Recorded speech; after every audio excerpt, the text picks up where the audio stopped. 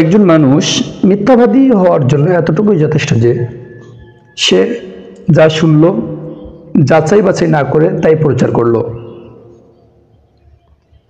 আপনি কি পারবেন একজন মানুষকে তার ব্যাপারে যে মিথ্যা তথ্য দিয়ে তাকে বিভ্রান্ত করেছেন, তাকে জাতির সামনে কলঙ্কিত অপমানিত করেছেন, তার সেই সম্মান ফিরিয়ে দিতে?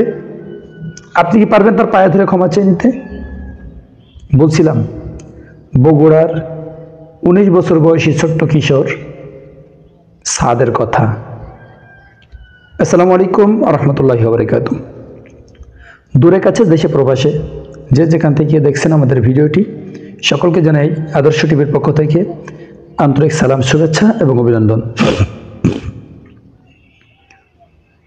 বিগত কয়েকদিন ধরে বাংলাদেশের মিডিয়ায় অত্যন্ত তোলপাড় হওয়া একটি বিষয়, বগুড়ায় 19 বছর বয়সী কিশোরের হাতে মায়ের খুন, খুনের পরে ডিপ ফ্রিজে মায়ের লাশ ভর্তি। কে বা কারা এই ঘটনার পিছনে কলকাঠি নেড়েছে আমাদের জানা নেই, তবে আমরা ধারণা করছি এর পিছনে দেশ, ইসলাম এবং ইসলামী আন্দোলনকে কলুষিত করার একটি পায়তারা চলেছে। দেখুন, প্রথম থেকে আমরা জেনে এসেছি বগুড়ায় উম্মে সালমা নামে যেই গৃহবধূ খুন হয়েছেন, তারপরে লাশ ডিপ ফ্রিজে রাখা হয়েছে। শুরুতেই আমরা জেনে এসেছি, র্যাব ব্রিফিং করলেন যে নিহতের ছেলে উম্মে সালামার ছেলে 19 বছর বয়সী ছেলে সাদ নাকি তার মাকে হত্যা করে ডিপ ফ্রিজে রাখছে। এখানে কয়েকটি বিষয় উঠে আসে। কোনো প্রকার তদন্ত ছাড়াই একদিন পরেই কিভাবে এটা প্রমাণ হলো যে সাদ তার মাকে খুন করেছে? আমরা দেখেছি সাদকে যখন আদালতে ওঠানো হলো, তার চেহারার ভিতরে একটা মলিনতা ছিল, যেই মলিনতা অনেক কিছু বলে দেয়। একটা ঘটনা আপনাদেরকে বলি। আমি নিজে যখন 2013 সালের 7ই মার্চ গ্রেপ্তার হই, পুলিশ আমাকে গ্রেপ্তার করে সাতক্ষীরা শহর থেকে। তখন আমার বয়সও 19 বছরই ছিল। সেই হিসাবে আমি জানি 19 বছর বয়সী একটা ছেলে হঠাৎ করে যদি পুলিশ তাকে অ্যারেস্ট করে, র্যাব তাকে অ্যারেস্ট করে, তাহলে তার মনের অবস্থাটা কেমন হয়?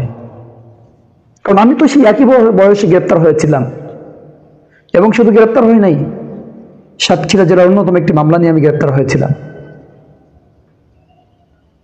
তো আমি সেই হিসেবে আমি জানি যে 19 বছর বয়সী একটা ছেলে যখন গ্রেপ্তার হয় পুলিশের হাতে, তখন তার মনের অবস্থাটা কেমন থাকে। আর সেই সাদ হয়তো বা অনেক কিছু বলতে চাইছিলেন, কিন্তু বলতে পারেনি ভয়ে। কিভাবে সম্ভব? যেই ছেলেটি 1টা 15 পর্যন্ত মাদ্রাসায় ক্লাস নিয়েছে, সেই ছেলেটি তারপরে এসে তার মাকে খুন করছে, অথচ বলা হচ্ছে তার মাকে খুন করা হয়েছে 12টা থেকে 1টার মধ্যে। সিসিটিভি ফুটেজ বলছে যে 1টা 15-র পরে সে মাদ্রাসা থেকে বাইরে হয়েছে। কিভাবে খুন করলো? র্যাবের মতো একটি দায়িত্বশীল জায়গা থেকে কিভাবে এই তদন্তটা না করেই সাদকে খুনি হিসেবে ঘোষণা করা হলো ব্রিফিং করে? দেখুন, সবচেয়ে বড় সমস্যা একটা জায়গায় আছে, সেটি হলো সাদ নামক যে ছেলেটি, যে কিশোর, এ মাদ্রাসার ছাত্র, মুখে সুন্দর দাড়ি আছে, যেটি অনেকটা আমাদের দেশের কারো কারো ভাষায় শিবিরের দাড়ি, গায়ে পাঞ্জাবি আছে। তার বাবা একটি মাদ্রাসার উপাধ্যক্ষ এবং মসজিদের ইমাম।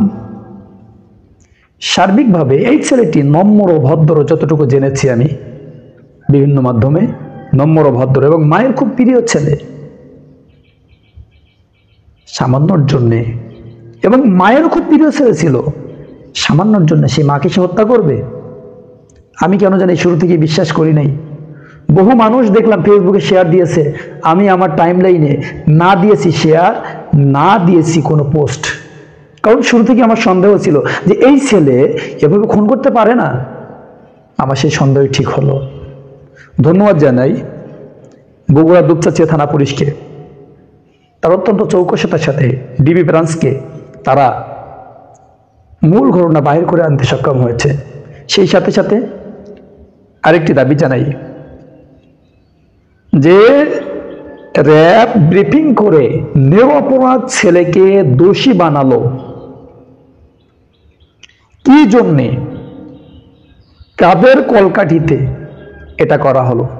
র্যাবকে তার জবাব দিতে হবে। যদি র্যাবকে জবাব দিয়ে তার আওতায় নিয়ে আসা না হয়, একের পর এক এই অঘটন ঘটতে থাকবে। গতদিন সাহাদের ক্ষেত্রে ঘটেছে, আগামীকাল আরেকজনের ক্ষেত্রে ঘটবে, তারপরের দিন আরেকজন, তারপরের দিন র্যাবের এই প্রতিহিংসার শিকার আপনি আমি হব না, তার গ্যারান্টি কি আছে? আমি মনে করি র্যাবের সংশ্লিষ্ট যারা, তাদেরকে অবশ্যই এই ঘটনার জন্য জাতির কাছে প্রকাশ্য ক্ষমা চাইতে হবে, বিচার বিভাগে তদন্ত হতে হবে এবং র্যাবের সংশ্লিষ্ট কর্মকর্তাদেরকে অবশ্যই জবাবদিহিতার আওতায়, শাস্তির আওতায় নিয়ে আসতে হবে। সেই সাথে সাথে সাংবাদিকদেরকেও জাতির কাছে ক্ষমা চাইতে হবে। আর যারা ফেসবুকে বারবার শেয়ার করেছেন, ইউটিউবে শেয়ার করেছেন, নিজেরা তাকে খুনি বলে ঘোষণা দিয়েছেন, অমানুষ পশু বলেছেন। আজ সকালে একটু আগে 10-15 মিনিট আগেও একটি ভিডিও দেখলাম, দুইটা ছবি শেয়ার করা হয়েছে একসাথে। একটা ছবিতে সাদের ছবি দিয়েছে, দিয়ে সেখানে লিখে দিয়েছে মাকে খুন করে ডিপ ফ্রিজে রেখেছে পশু।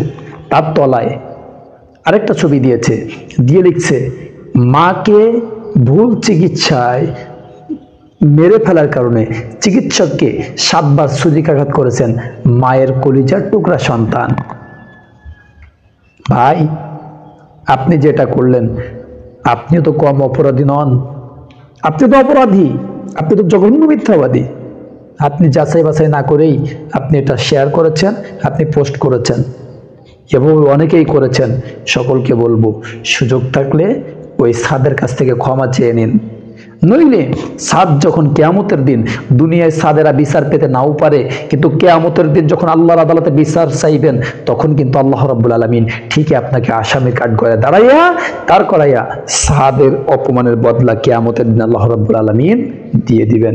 এজন্য সকলকে বলবো, ক্ষমা চান, প্রকাশ্যে জাতির কাছে ক্ষমা চান, এবং বেশি বেশি যারাই শেয়ার করেছেন তারাই আবার বেশি বেশি জাতির কাছে প্রচার করুন। সাদ খুনি নয়, খুনি যাক অন্য কেউ। সাদের ব্যাপারে আপনারা যে জুলুম করেছেন, জুলুমের জন্য যদি পারেন সাদের নাম্বার জোগাড় করেন, সাদ বাইরে আসলেই জেলখানা থেকে তার কাছে ক্ষমা চেয়ে নিন। আল্লাহ তাআলা আমাদেরকে সুমতি দান করুক, আমিন। আসসালামু আলাইকুম ওয়া রাহমাতুল্লাহ।